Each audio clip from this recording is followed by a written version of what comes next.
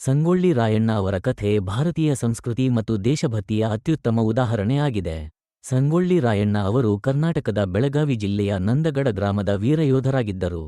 ಅವರು ಕಿತ್ತೂರು ಬಂಡಾಯ ಸಮಯದಲ್ಲಿ ಮಹತ್ವದ ಪಾತ್ರವಹಿಸಿದರು. ರಾಯಣ್ಣ ಅವರು ರಾಣಿ ಚೆನ್ನಮ್ಮ ಅವರ ನಿಷ್ಠಾವಂತ ಸೇನಾನಿಯಾಗಿದ್ದರು. ಬ್ರಿಟಿಷರ ವಿರುದ್ಧ ಹೋರಾಡುವಾಗ ಅವರು ತಮ್ಮ ಧೈರ್ಯ, ಚಾತುರ್ಯ ಮತ್ತು ತ್ಯಾಗದಿಂದ ಜನಮನ ಗೆದ್ದರು. ರಾಣಿ ಚೆನ್ನಮ್ಮ ಬಂಧಿತರಾದ ನಂತರವೂ ರಾಯಣ್ಣ ಅವರು ಹೋರಾಟವನ್ನು ನಿಲ್ಲಿಸಲಿಲ್ಲ.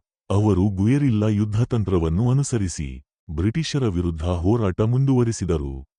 ಭಾರತೀಯ ಸಂಸ್ಕೃತಿಯಲ್ಲಿ ಗುರುತಿಸಿಕೊಂಡಿರುವ ಧರ್ಮ, ಸತ್ಯ ಮತ್ತು ದೇಶಪ್ರೇಮವನ್ನು ರಾಯಣ್ಣ ತಮ್ಮ ಜೀವನದಲ್ಲಿ ಅನುಸರಿಸಿದರು. ತಮ್ಮ ಜನರಿಗಾಗಿ ಬದುಕಿ ಅವರಿಗಾಗಿ ಹೋರಾಡಿದ ಅವರು ನಿಜವಾದ ದೇಶಭಕ್ತನಾಗಿದ್ದರು. ಗ್ರಾಮೀಣ ಜನರ ಸಹಾಯದಿಂದ ಅವರು ತಮ್ಮ ಸೇನೆಯನ್ನು ಕಟ್ಟಿಕೊಂಡು ಬ್ರಿಟಿಷರ ವಿರುದ್ಧ ಅನೇಕರಿಗೆ ಪ್ರೇರಣೆಯಾದರು.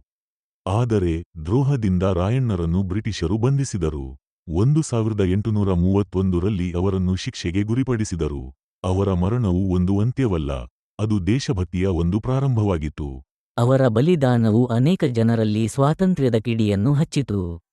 ಇಂದು ಸಂಗೊಳ್ಳಿ ರಾಯಣ್ಣ ಅವರು ಕರ್ನಾಟಕದಲ್ಲಿ ಶೌರ್ಯ ಮತ್ತು ತ್ಯಾಗದ ಸಂಕೇತವಾಗಿ ಉಳಿದಿದ್ದಾರೆ. ಅವರ ಕಥೆ ಭಾರತೀಯ ಸಂಸ್ಕೃತಿಯ ಮೌಲ್ಯಗಳನ್ನು, ಧೈರ್ಯ, ನಿಷ್ಠೆ ಮತ್ತು ದೇಶಭಕ್ತಿ ಎಲ್ಲರಿಗೂ ಸಾರುತ್ತದೆ.